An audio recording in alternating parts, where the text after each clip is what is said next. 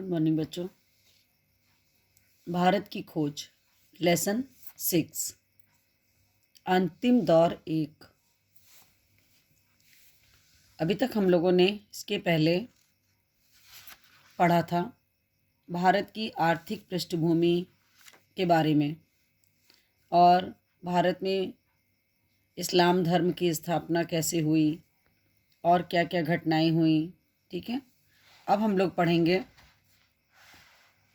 कि भारत में राजनीतिक और आर्थिक दृष्टि से पहली बार एक अन्य देश का क्या बना था, पुछल्ला बनता है। अर्थात भारत में अंग्रेजी राज्य की स्थापना उसके लिए एकदम नई घटना थी जिसकी तुलना किसी राजनीतिक अथवा आर्थिक परिवर्तन से नहीं की जा सकती। भारत पहले भी बच्चों जीता जा चुका था और ऐसे आक्रमणकारियों द्वारा जो उसकी सीमाओं में आकर बस गए और अपने को भारत के जीवन में शामिल कर लिया, लेकिन उसने अपनी स्वाधीनता कभी नहीं खोई थी। वह एक गुलाम नहीं बना था। भारत कभी ऐसी राजनीतिक और आर्थिक व्यवस्था में नहीं बंधा था जिसका संचालन जो था केंद्र उसकी धरती से बाहर हो।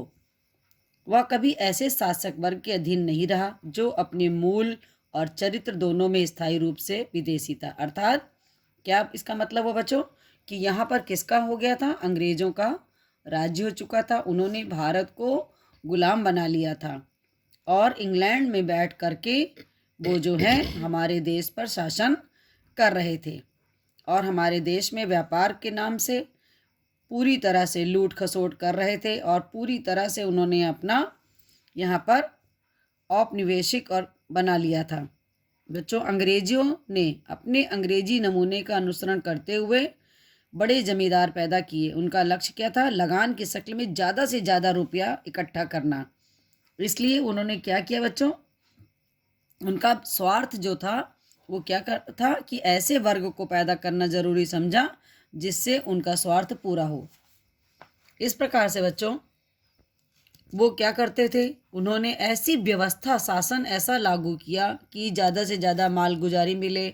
उनके जो भी कर्मचारी थे, जो भी उनकी पुलिस थी, है ना, कलेक्टेड जिला मजिस्ट्रेट होता था, वो सब शासन की धुरी होते हैं, लेकिन ये सब उनके अंडर में थे। तो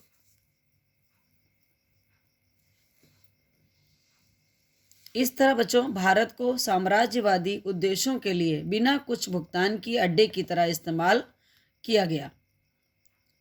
इंग्लैंड में बच्चों ब्रिटिश सेना के एक हिस्से के प्रशिक्षण का जो खर्च होता था, उनकी ट्रेनिंग का जो खर्च होता था, वो भी भारत को ही उठाना पड़ता था और इस चार्ज को कहते थे बच्चों कैपिटेशन चार्ज। ये आपको क्वेश्चन भी मैंने लिखाया है कि कैपिटेशन चार्ज किसे कहा जाता था। ये देखिए कि कैपिटेशन चार्ज किसे कहा जाता था। तो इसका आंसर बच्चों मैंने आपको बताया था कि इंग्लैंड में ब्रिटिश सेना के एक हिस्से के प्रशिक्षण का खर्च भी उठाना पड़ा। इस राशि को कैपिटेशन चार्ज कहा जाता था। वास्तव में भारत को ब्रिटेन के हर तरह के दूसरे खर्चे भी उठाने पड़ते थे। ठीक है, अब देखिए क्वेश्चन नंबर 2 आपके पास है कि श्री रामकृष्ण परमहंस किस प्रकार के व्यक्ति थे।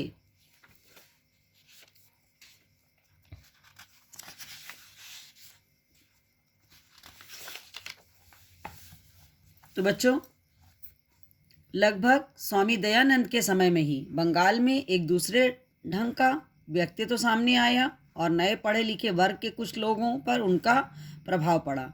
वे थे श्री रामकृष्ण परमहंस। वे सीधे साधे विद्वान नहीं पर धर्मप्राण व्यक्ति थे, लेकिन समाज सुधार में उनकी कोई विशेष रुचि नहीं थी। वे सीधे चैतन्य और भारत की अन्य संतों की परंपरा में आते हैं। ठीक है बच्चों, उसके पश्चात यहाँ पर इसके बाद बताया था आपको मैंने कि आत्म साक्षात्कार की खोज में वे मुसलमान और ईसाई तत्वज्ञानियों तक से मिले। उसके पश्चात आप लोगों को मैंने बताया था यहाँ पर कि वे हर तरह की सांप्रदायिकता के विरोधी थे। उन्होंने इस बात पर हमेशा बल दिया कि सभी मार्ग सत्य की ओर जाते हैं। ठीक है, नेक्स्ट आपको मैंने बताया था इसके पश्चात कि विवेकानंद के व्यक्तित्व की विशेषताएं बताइए। क्वेश्चन नंबर 3 है। इसका आंसर बच्चों यहाँ से मैंने आपको बताया था कि विवेकानंद ने अपने गुरु भाइयों के सहयोग से रामकृष्ण मिशन की स्थापना की, जिसमें सांप्रदायिकता नहीं थी। विवेकानंद के पास अतीत का आधार था और उन्हें भारत की विरासत पर गर्व था। फिर भी जीवन की समस्याओं के प्रति उनका दृष्टिकोण आधुनिक था और वे भारत के अतीत और वर्तमान के बीच एक तरह के सेतु थे। वे बांग्ला और अंग्रेजी के ओजस्वी वक्ता थे और बांग्ला गद्य और ललित कविता के लेखक थे। वे सुंदर व्यक्तित्व के धनी थे। यहाँ तक बच्चों आपको इसका आंसर लिखाया है, ठीक है। इसके पश्चात आप देखिए कि विवेकानंद के बारे में आपको कुछ और बताते हैं कि विवेकानंद से बहुत सी बातें ऐसी कहीं, लेकिन जिस एक बात के बारे में उन्होंने अपने लेखन और भाषणों में बराबर लिखा वह थी अभय, निडर रहो। उनके अनुसार क्या था बच्चों कि अगर दुनिया में कोई पाप है तो वो क्या है, हमारी दुर्बलता। तो इसलिए हमें अपनी दुर्बलता को खत्म करना चाहिए। हर तरह की दुर्बलता से बचो। दुर्बलता क्या बताइए बच्चों, पाप है। दुर्बलता मृत्यु है। उपनिषदों की यही महान शिक्षा थी बच्चों कि सत्य की कसौटी है। कोई भी चीज जो तुम्हें शारीरिक, बौद्धिक और आध्यात्मिक दृष्टि से कमजोर बनाती है उसे जहर की तरह छोड़ दो। उसमें कोई जीवन नहीं है, यह सत्य नहीं हो सकती।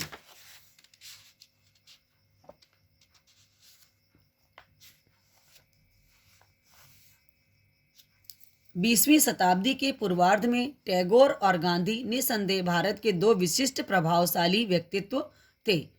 उनकी समानताओं और विषमताओं की तुलना से हम बहुत कुछ सीख सकते हैं।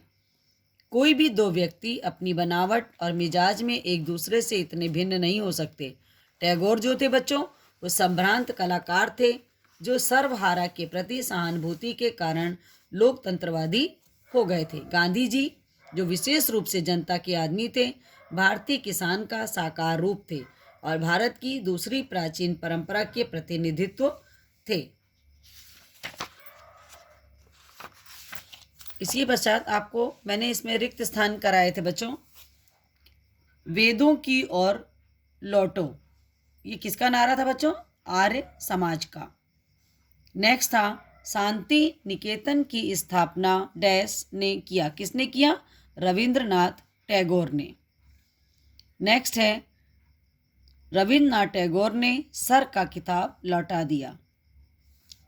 ये तो थे आपकी रिक्त स्थान की पूर्ति और आपको 3 क्वेश्चन इसमें कराए थे, रिक्त स्थान कराया था।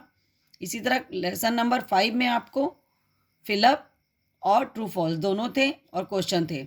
तो आपको ये पूरा जितना भी ये न्यू वाला आपका लेसन 5, 6 है, ये आपको पूरी तरह से कंप्लीट लर्न करना है।